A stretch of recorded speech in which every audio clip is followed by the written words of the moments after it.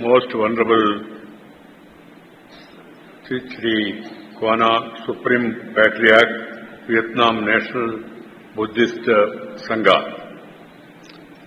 Most Venerable Dr. Thich Yon Nyon, President of National Vietnam Buddhist Sangha and Chairman of National Organizing Committee for Vesak celebrations, Most Venerable Professor Brahma Panditji, President of International Council Day of Vesak, His Excellency Nguyen Xuan Phuc, our host Prime Minister of Vietnam, His Excellency Win Myint, President of Myanmar, His Excellency K.P. Sharma Oliji, Prime Minister of Nepal, His Excellency Tashi Dorji, Chairman of the National Council of Bhutan, distinguished Buddhist monks, nuns, spiritual leaders from around the world who have gathered today, distinguished guests, and my dear brothers and sisters, Namaskar, Xin Chao. I bring the greetings from the land of Lord Buddha to all of you on this auspicious occasion of Vesak, the most sacred of days. I am deeply honored to be invited to the 16th United Nations Day of Vesak celebration in Ha Nam province and has been asked to deliver a keynote address. It is a day to revere the birth, the enlightenment and the parinirvana of Lord Buddha, a day to rejoice and celebrate, a day to reflect on the thoughts and teachings of Lord Buddha that have reverberated in the minds and hearts of the people across the globe for more than 2,500 plus years. Vesak provides us an opportunity to recollect the constant tussle between the forces of war and peace, of violent conflict and peaceful coexistence.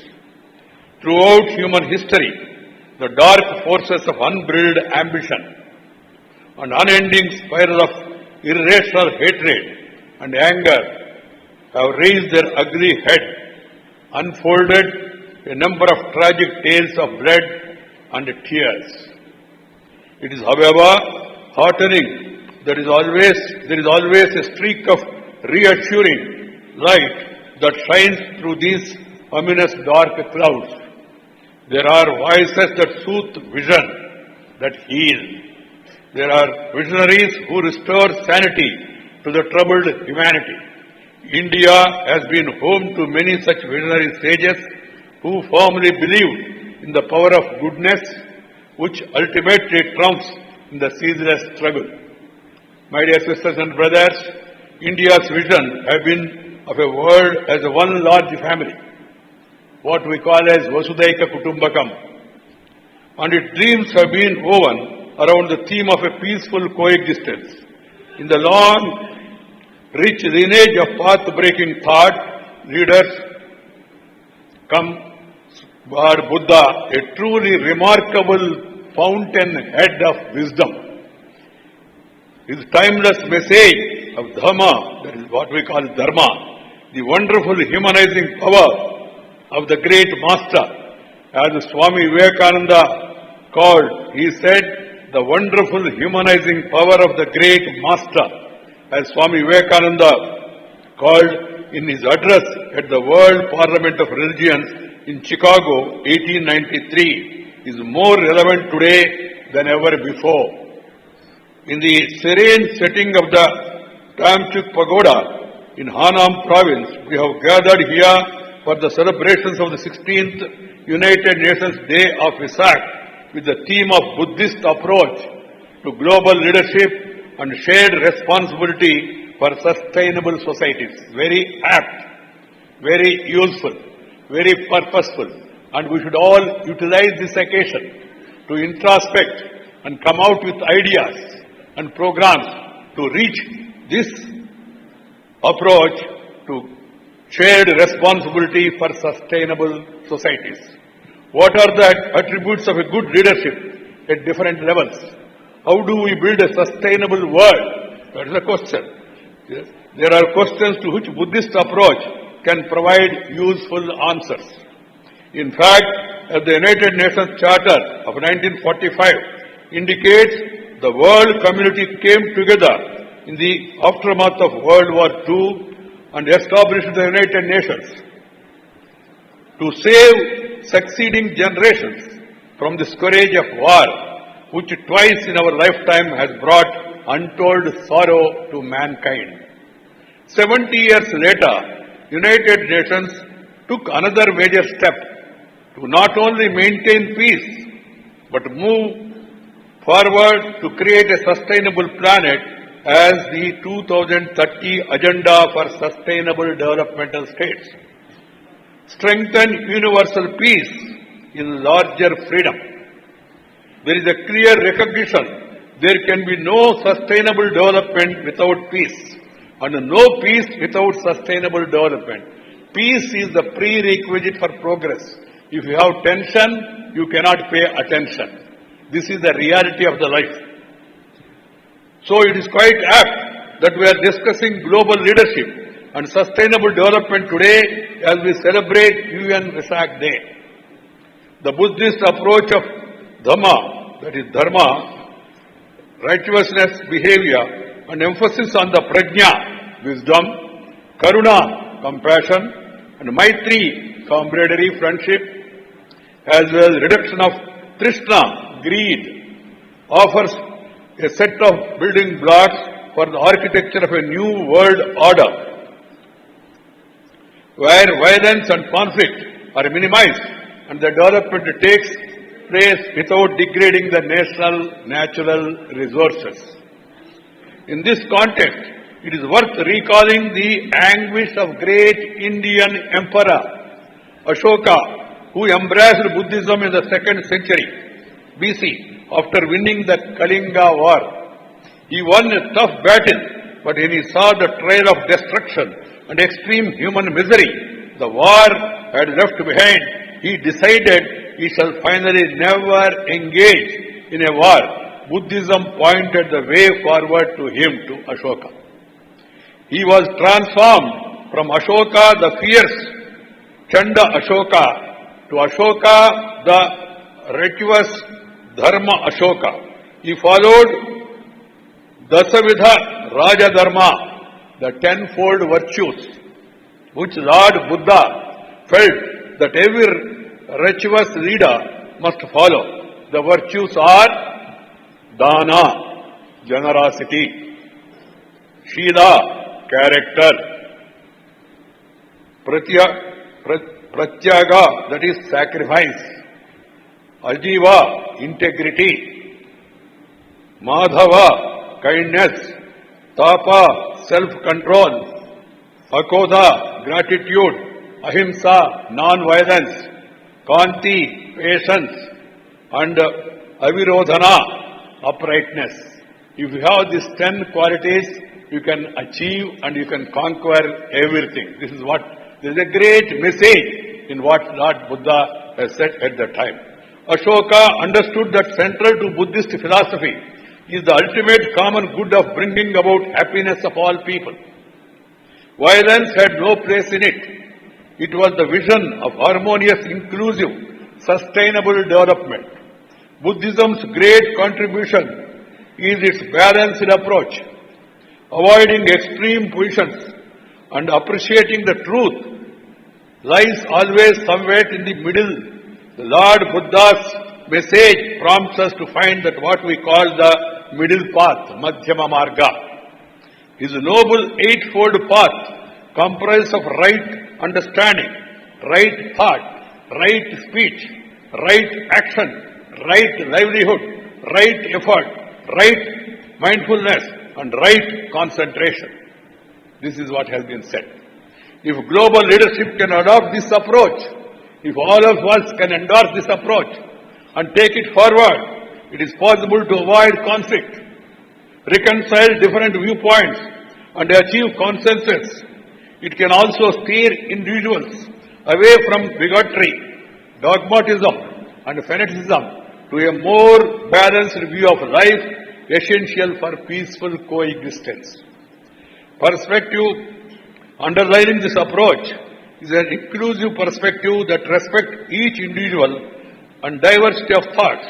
It is an antidote to the contemporary malaise of radicalization and religious fundamentalism. It is an approach that promotes equity and equanimity, in which viewpoint is given equal importance. Every viewpoint is given equal importance, and no irrational or hasty decision is taken. It encourages reflection, what Lord Buddha calls mindfulness.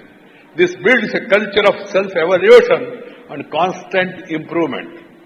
My dear brothers and sisters and distinguished delegates, sustainable society is possible through social justice, which in turn is linked to managing conflict with oneself and in the world at large. There is a conflict in oneself and also society at large. Sustainable society is possible through sustainable consumption and production. Sustainable consumption and production also.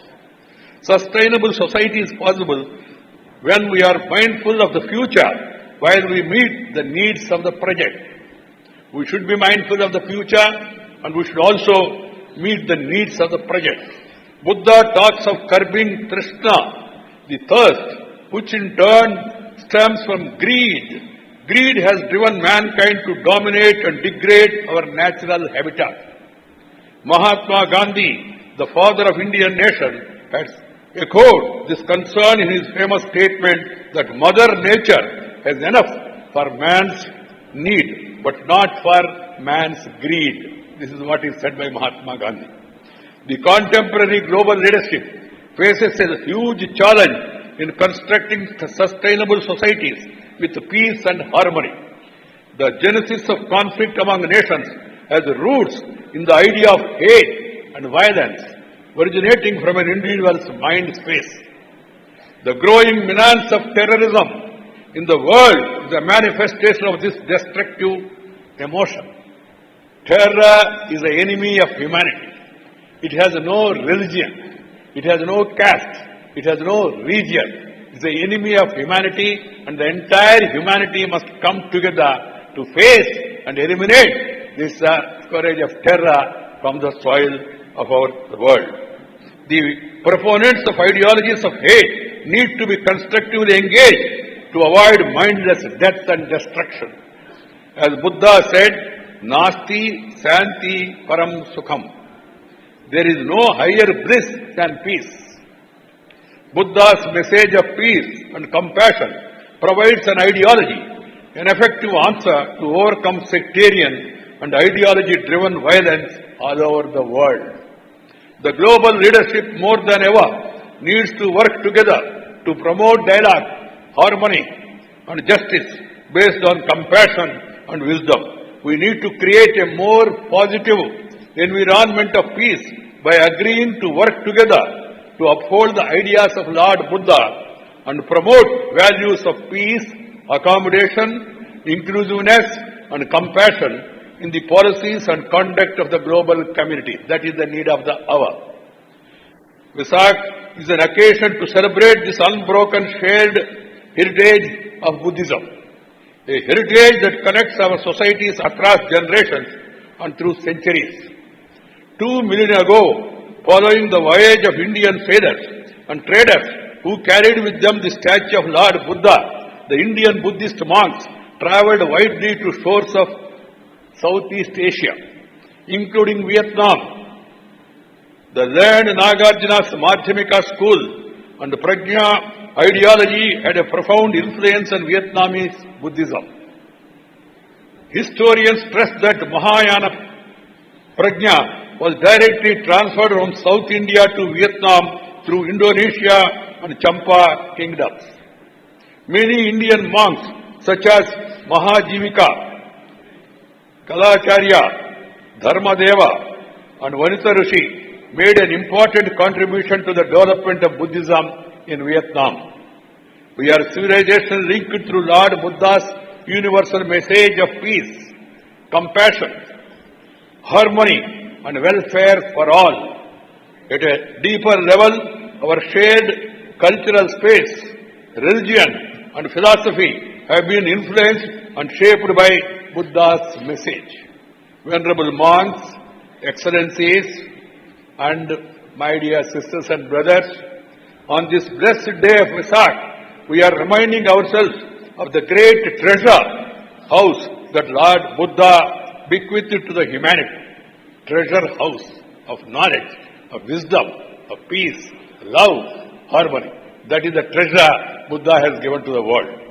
The path of Dhamma, he showed us his path that can lead us to discover a world of lasting peace. A world where all human beings can have a life of dignity and fulfill their potential.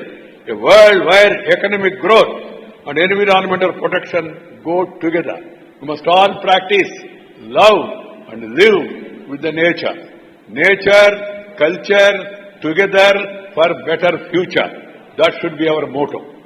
For this, mere words will not do.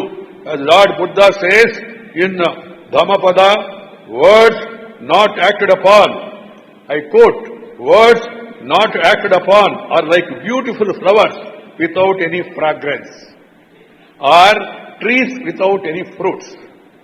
A tree without fruits.